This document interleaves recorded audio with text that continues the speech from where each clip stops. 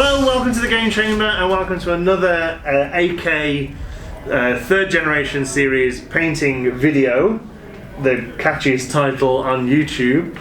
Last time we did the green models and orcs, and we painted, we didn't paint orcs, we painted slads, green slads. Today we're taking a look at the neon colours set. My word, they are neon as well. So again, it's 6 paints. This one's a bit more varied, obviously, because the connection is neons as opposed to a certain colour. So we have in here fluorescent yellow, fluorescent magenta, fluorescent orange, luminous orange, fluorescent green, and fluorescent blue. They're all really nice and bright, and also they are UV sensitive, so they're going to show up in UV light. And to prove it, we've got some UV torches as well. You can see that I thought I'd dress for the occasion, and I wore a, that doesn't work, there we go, and I wore a neon top. Woo! There we go. Woo! Like a 90s rave. And look at the paints! So again, we've got 3 of us having a go, myself, Tim, and we're joined by Wes this week as well. And we're going to be painting some 3D printed alien plants. We thought these would look good on the wargaming tables and make sense to be painted all neon-y. I'll put a link to the STL file in the description if you're a 3D printer. It was a free file from Thingiverse, support free, came out great, really easy, and it scales up and down into different sizes.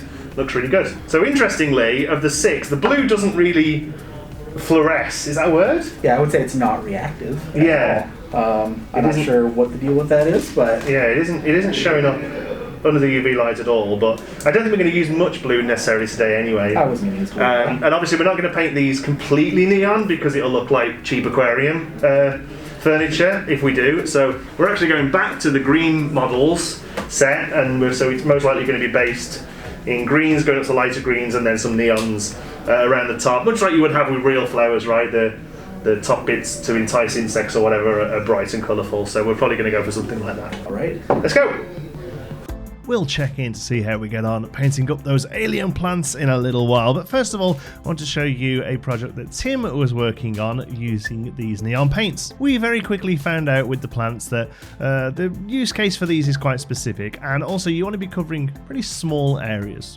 Think of these neon paints as great ways to make details like buttons, cables, lights, things like that light up, or maybe some magical spots as well. For instance, here on this little gnome doody, Tim is painting up some mushrooms. He's also using one of Citadel's new paint holders there. If you want to see what we think of those, check out the video up in the corner. To get the luminosity to really work with these things, the pigment has to be pretty fine, so you are going to need quite a few layers. Most of these mushrooms had maybe 10 layers on them, but again, smaller the better with these things. Little bits of detail is really where these neon paints are going to shine. Pardon the pun. Saying that, Wes actually painted the whole of his plant in neon, and it actually turned out pretty well. He had the time and patience to sit and do 10 coats of it though.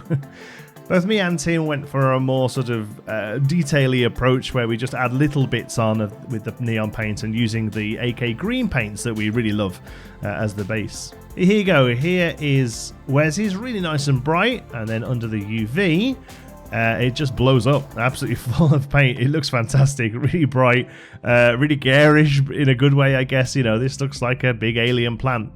Here's mine. Again, I went for a blue base, I don't know why, I thought it was fun.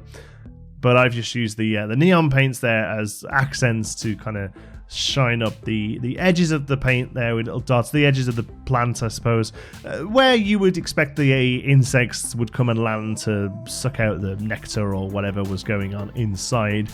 Tim had a similar approach, but it's slightly neater with Tim because he's just a better painter than me. But again, he went for a green, regular green paint base of the plant and then used the neon to highlight certain options, certain areas.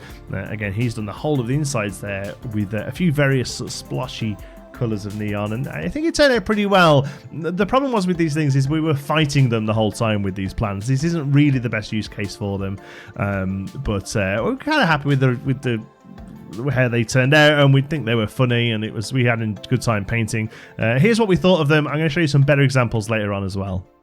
Okay, I'm going to say we're done. Yeah. How do we feel about the neon paints from AK? So I would say neon paints are for a very specific purpose. and that is not painting organic plants. Not this. So the main thing we noticed about them is no matter how well you blend them, and there's some really nice blending. Wes has got some really great blending on those, and they look fantastic on a regular light. But no matter how well you blend them, the luminosity is, let's put it best, it's binary, right? Yeah. So no matter how thin you get the paints, it's either going to light up under UV or not.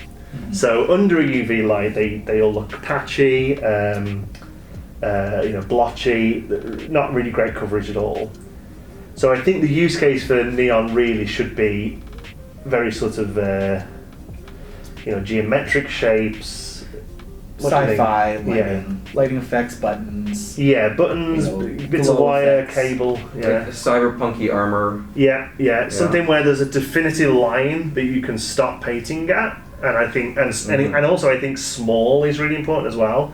Like for instance with Tim's, the whole insides of the plants are all painted UV, and that looks a bit blotchy. And it's tried using some different blotchy effects to sort of make it work, but I think the dots on the outside look 100 times better than the larger swathes of paint on the inside. So Exactly. I think using much smaller amounts as a real sort of like highlight, I think is probably the way to go for this. As far as the actual paints go, compared to other fluorescent paints, I think the AK line is doing fine.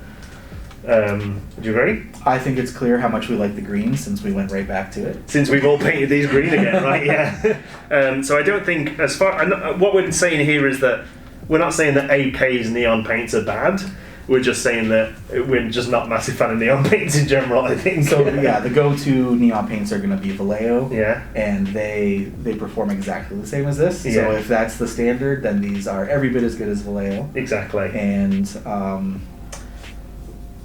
it just takes a technique that maybe we don't have at the moment. Yeah, and also, like I say, even though we liked the idea of doing some Pandora-style glowy plants, this probably wasn't the best model to really showcase these on either. So what I'm actually going to do now is show you some other models that uses little bits of neon that Tim has painted in the past. These aren't using the AK paints, these are using Vallejo neon. Yeah. But like I say, to all intents and purposes, they're almost identical.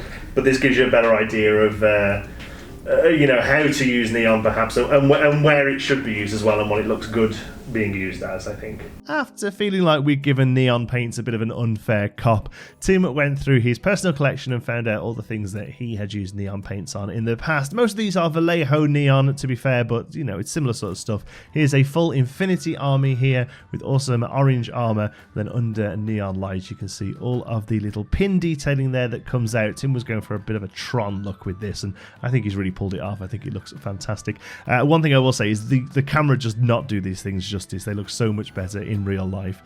Also got some lava bases there with some fluorescent lava paint. I think they look pretty cool. And there's the mushroom boy that we did before, and again a few other examples of smaller details such as pendulums and stuff. And then finally there's those plants that we did, but you can see there the set of paints. That blue one just doesn't want to shine up. Strange, huh? But it's a learning process, eh? For sure. We've learned how not to do it. But we appreciate Wes being here as well. We're going to get Wes back on for a different one so we can, showcase you something a bit better. So what else have we still got to do? We've got flesh paints. Flesh and non-metallic metals coming soon. So the flesh one will be next because Tim keeps putting off the non-metallic metals one. Thanks for watching. Hope you enjoyed it. If you have, you can give us a like. It really does help out. And keep it here with a subscribe for more from the Game Chamber.